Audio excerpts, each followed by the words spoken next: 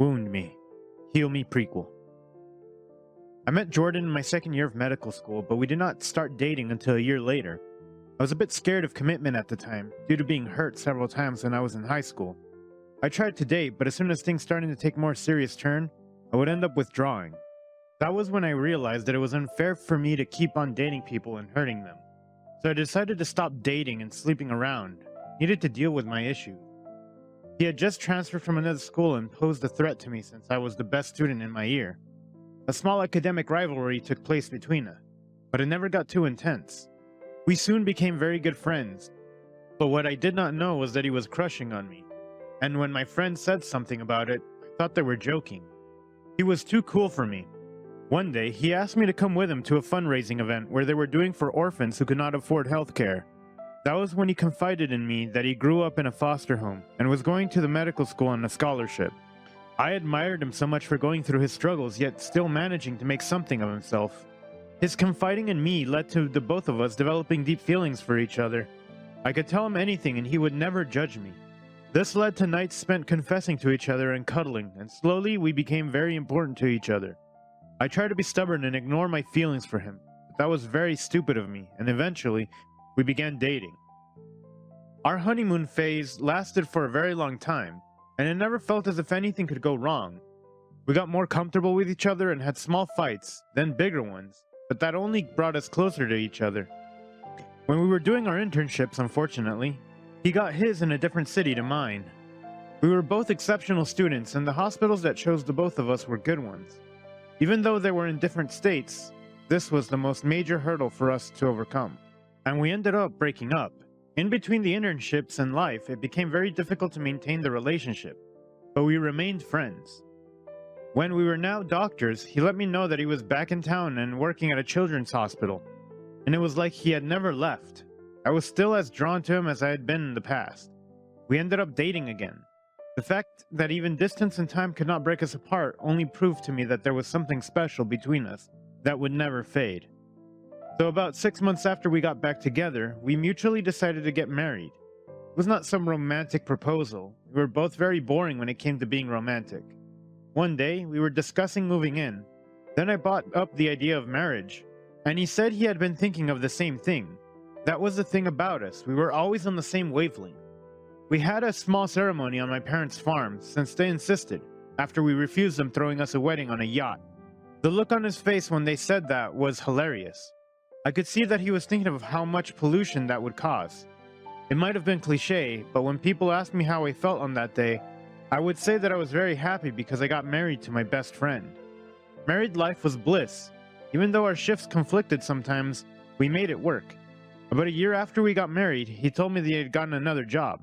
It was not well paying like his last, but it was at a children's home. I supported him because I knew about his past and that his heart was in helping people. That had been what I loved about him in the beginning, how no one was ever left behind when it came to him. He was the epitome of a saint in the beginning. He would come home glowing with happiness, and that brought me only joy. I visited his workplace several times and saw how wonderful he was with the kids.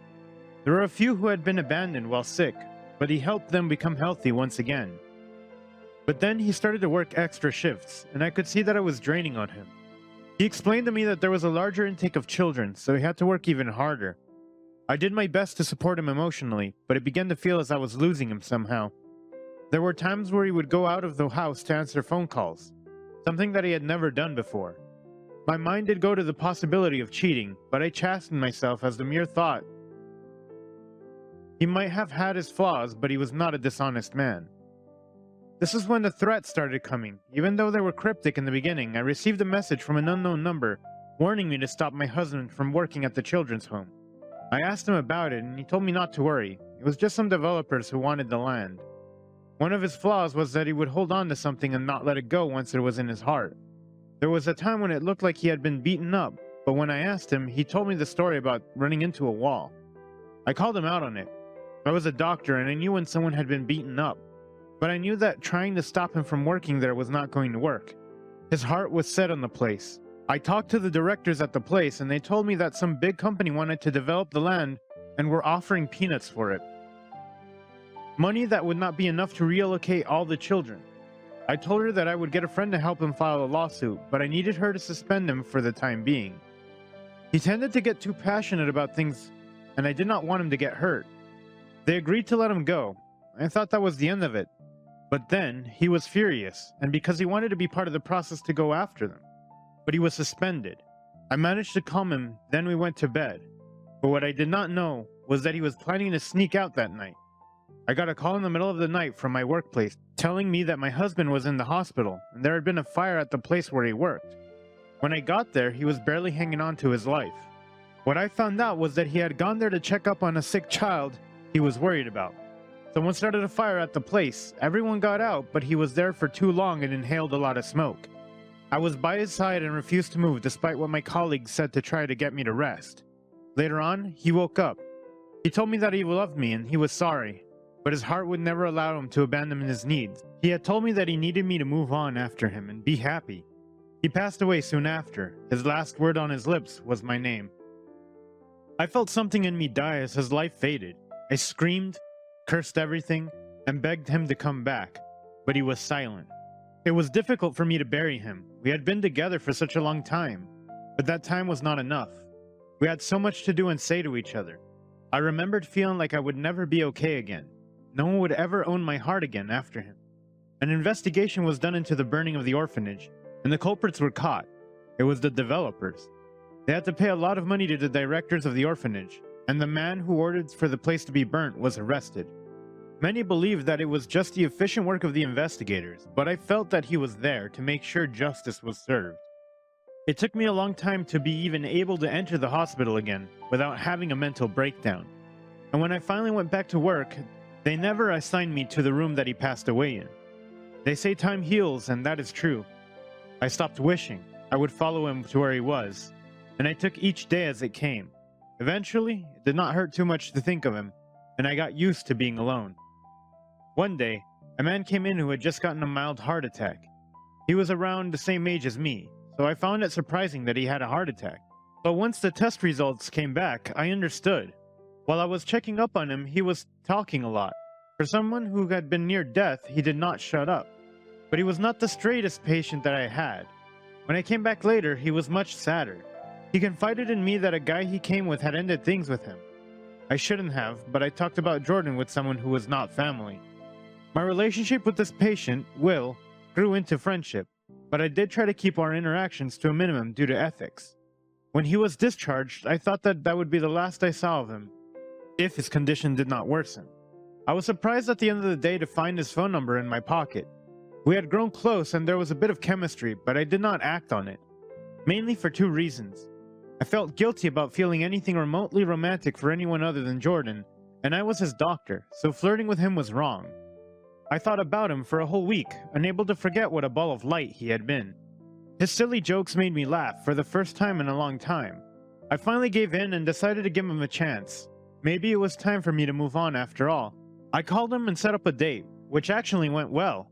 He was sweet, funny, and flirty.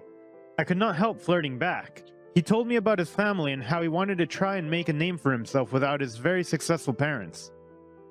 I respected and encouraged him to do more. He was a graphic designer and I later saw that he was talented. After the date, I was feeling like a teenager with butterflies in my stomach. He had this pull that I could not escape, and I could not help texting him more often. I did my best to make time for him so that we could get to know each other a bit more, and I did not regret it. In the beginning, I could not help making comparisons between him and Jordan. I had done that on dates that I had been set up on in the past. I eventually stopped and committed myself to getting to know him. I was not disappointed. In the short time he got, I started to loosen up a bit more, but then my guilt over what happened to Jordan started eating me up. It was terrible. I did not feel as if I deserved to be happy in the slightest, which I should not have, but I could not. I felt that if I made room for Will in my life, I would forget Jordan, and I did not want to forget him. He meant too much for me to fade into a mere memory. I ended up withdrawing from him, throwing myself into work, which was even more hectic than usual. Then one day, I got a text from him that brought a sharp pain to my heart, giving me a reality check. Will. Hey you.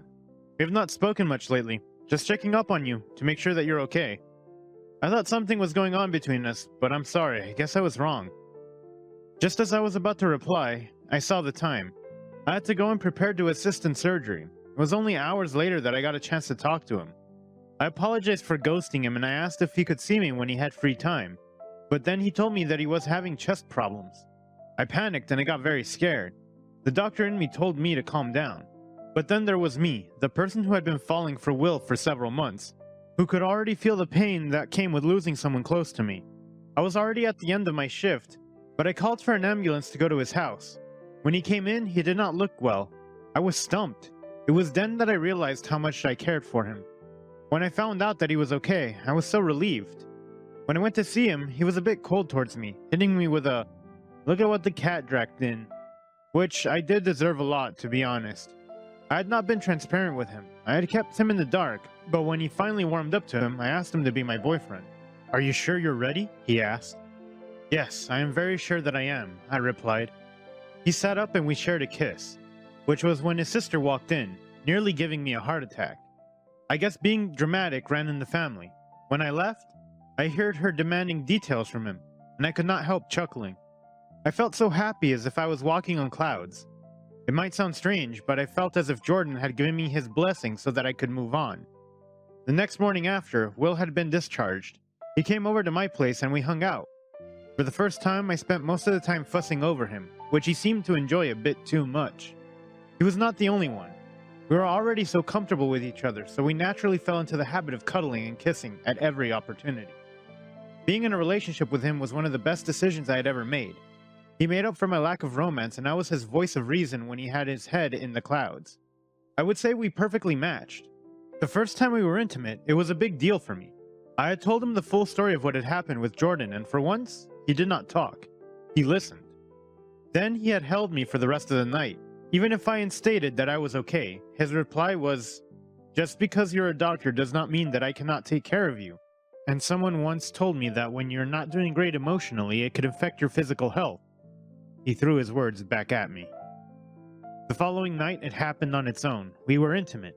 I was scared that I would not be good enough for him, but he laid those fears to rest once we were connected.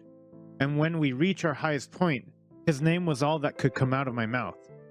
"You healed me," I said. "You're the doctor," he smirked, kissing me on the cheek. "You can be so impossible," I chuckled. "But you love me so much," he whispered. "Much more than words can describe." I brought him in for a kiss, which led to another moment of passion. Will and I changed each other, took care of each other, and supported each other. He ended up quitting his job and starting his own company like he had been wishing to. He had such a drive that everything he touched turned into pure gold.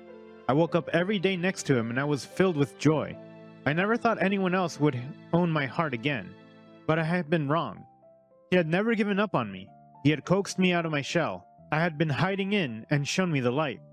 And when I got down on my knees 2 years after we started dating, he immediately said yes, pulled me up, and kissed me passionately.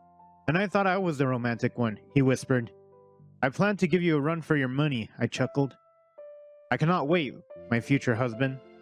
The end. Thanks for watching. Consider subscribing to become part of our Rainbow Force and stay wholesome.